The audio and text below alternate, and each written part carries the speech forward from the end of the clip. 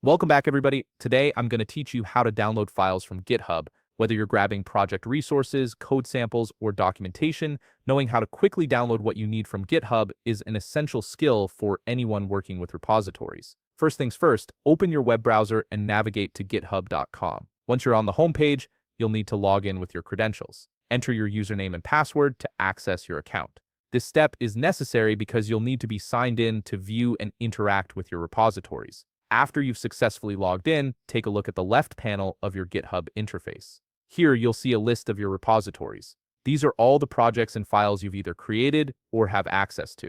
Go ahead and click on the repository that contains the files you want to download. This will open up that specific repository and display all its contents. Now you should be viewing the contents of your chosen repository. You'll see various files and folders organized within it. Navigate through and click on the specific file or folder you want to download.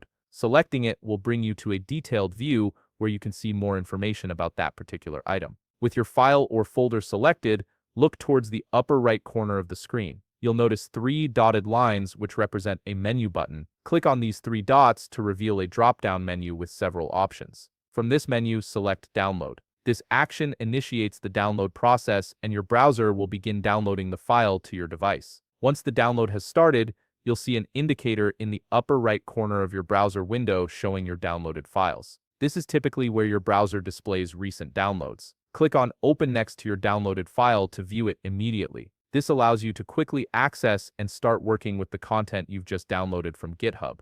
And there you have it. You've successfully downloaded files from your GitHub repository and can now use them for your projects or reference. If you found this video helpful, please leave a like, subscribe, and see you in the next video.